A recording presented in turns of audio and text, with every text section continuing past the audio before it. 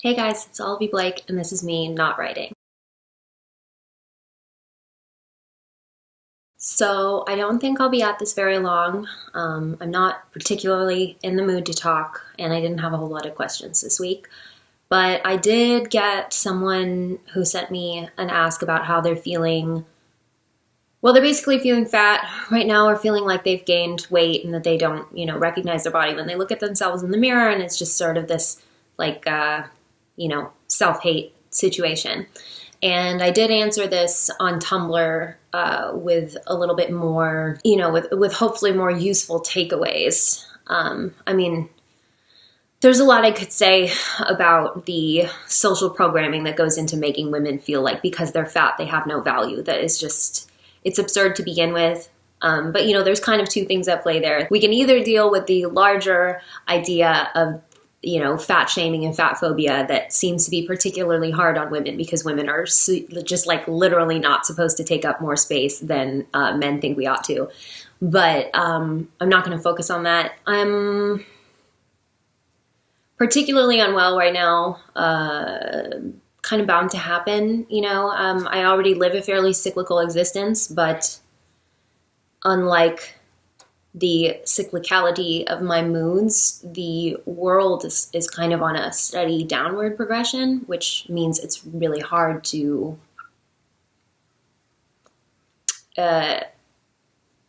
appropriately calibrate my reactions to what's going on in the world. So, when I answered this person on Tumblr, I said, yes, I also feel this way. I feel lazy and I feel, like I'm not doing enough. I think that a lot of times I really measure my worth by my productivity. And so it's very hard right now when, we're still under pretty strict stay-at-home orders. Actually, it's worse than that. Mr. Blake and I went for a walk yesterday and we sort of realize how many people are willingly putting themselves and others in danger, how many people aren't wearing masks. And it was this very jarring, like we thought we would feel better to go for a walk and get outside, but it actually felt very, like much, much worse to see how many people are just not acting like this is a real situation or that there's an actual, ongoing crisis and that people are dying. And it's very hard to live in this idea that like I feel so much anxiety and stress about this, and other people they're forcing me into this sort of ethical quandary, which is, do I do the things that I need for my mental health, like, going outside and intermingling with other human beings? Or do I do what is right socially, in terms of what I know is the best possible thing to limit the spread of this disease that is pretty much unchecked in the United States, certainly in Los Angeles. So that's really hard. Especially it's hard for me because basically my job is to imagine things, but my imagination is extremely stifled right now because I haven't really seen anything other than the inside of my apartment and, a few, like maybe a mile radius in months. It's really kind of hard to believe that in March I was in pretty good shape. I was actually like strenuously exercising 6 times a week. And I had just finished wrapping one of the most successful manuscripts of my career.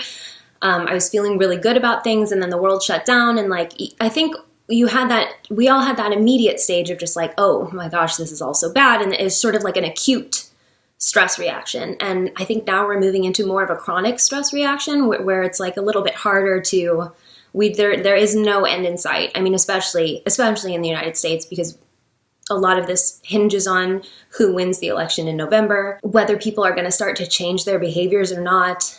There's just a lot of stuff in flux, and it's very challenging for my sanity.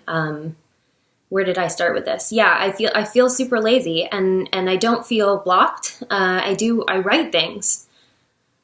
But then I read them and they're not very good. My totally diminished audience seems to reinforce that. It feels a lot like it's been a while since I've produced something of value, which means that I struggle to see my own value.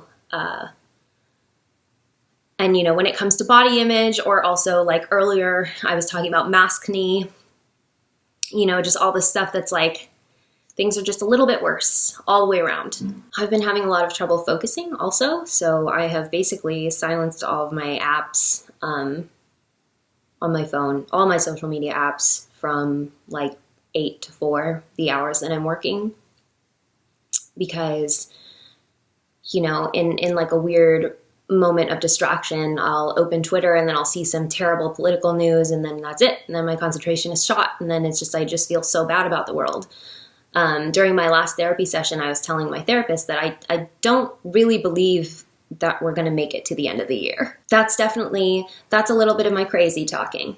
I'm not especially sane right now. And there's a good chance that you aren't either. And I think that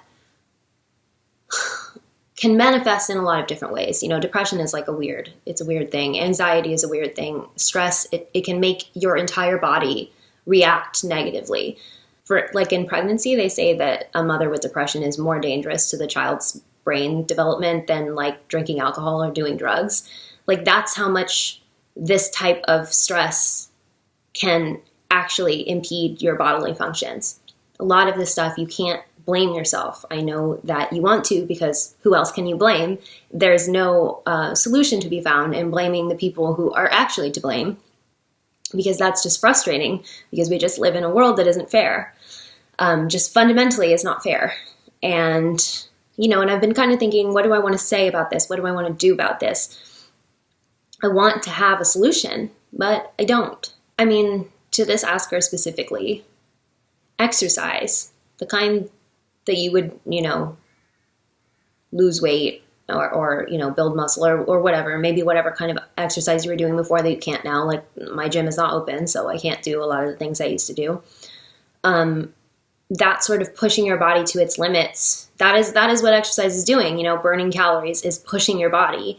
And if your mind cannot be pushed right now, I don't think we're living in a time where we can afford not to take stress relief and joy where we find it.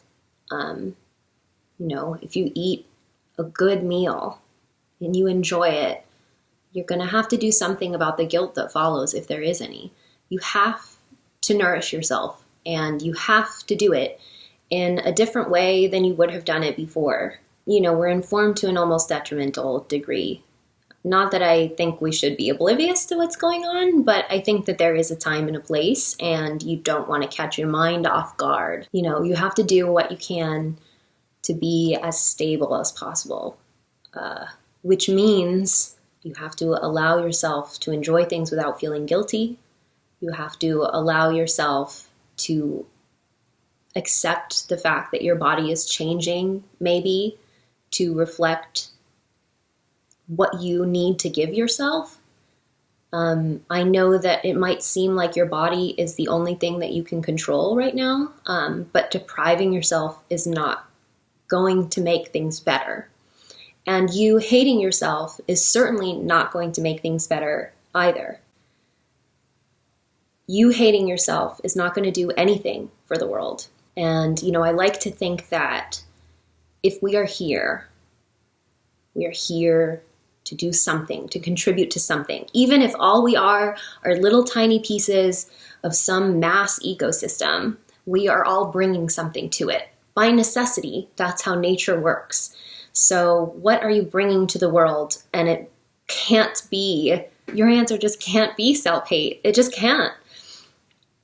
You have to find another answer. And I know that there's limits to how helpful that I can be. I think the thing is, there is no way for me to make you feel better long term. There is no way for me to just like heal any of this for any of us. So we kind of have to take the remedies where we can, and ease the ailments where we can. You know, if you're asking yourself, why is it still hard? Why is it not getting better? That's because nothing around you is getting better. I think there are going to be good days and bad days, and sometimes we're going to trick ourselves into believing there have been too many bad days in a row.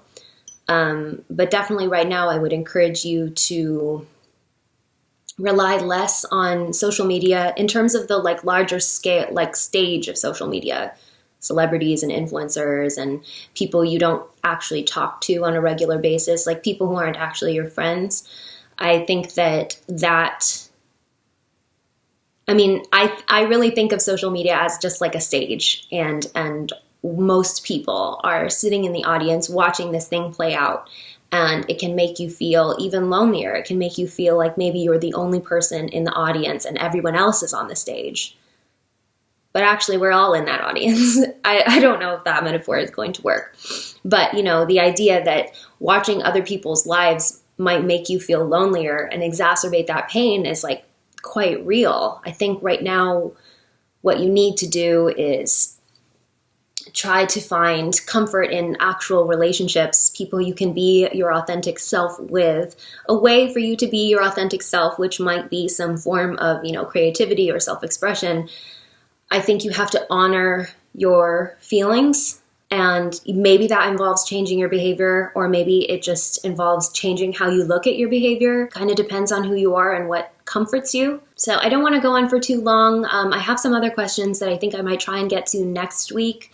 For now, if you have the time, I'm putting a podcast episode that I think I've mentioned before, but it will be in the info below. That is me talking to my editor at Which Way, Tanya, about The Answer You Are Looking For Is Yes, which comes out in a little over a week. I'm feeling a lot of pressure to like promote this book. Which Way has published it, and like obviously I love being part of this sort of burgeoning publishing press, and it's just such an honor to write for them, and I would really, really like to promote my work, but I'm not really feeling in a self-promoting kind of mood. But if you'd like to hear me talk about the book and about the stories that are in it and about how I feel about it and why I called it that, please listen to that below. I think I may start posting some like quotes from the stories or something. I am very proud of the work that I put into this anthology. This is what I'm talking about, is like I think we have to take pride where we can find it. We have to be proud of ourselves and what we've accomplished. We have to give ourselves more credit than usual, maybe. But it's really hard right now. I get it. So yeah, we'll talk more writing stuff next week. I've got a couple of asks that are a little specific, but you know, we'll see. It's nothing we have never tried to do before. So yeah, anyway, I hope you're doing well. Oh, someone did mention that I'm in California where everything is burning. That is not helping my state of mind. So yeah, I am fine. Other people are not. Lots of people are not. But yeah, find something good today. Find something worth celebrating, even if it's just you. You do a lot more good to the world believing in your value than you do in, you know, depriving yourself of it. The time you spend criticizing yourself is a waste of time today. So just try not to do that. Anyway, this has been me, Olivie Blake, not writing, and I'll see you next week.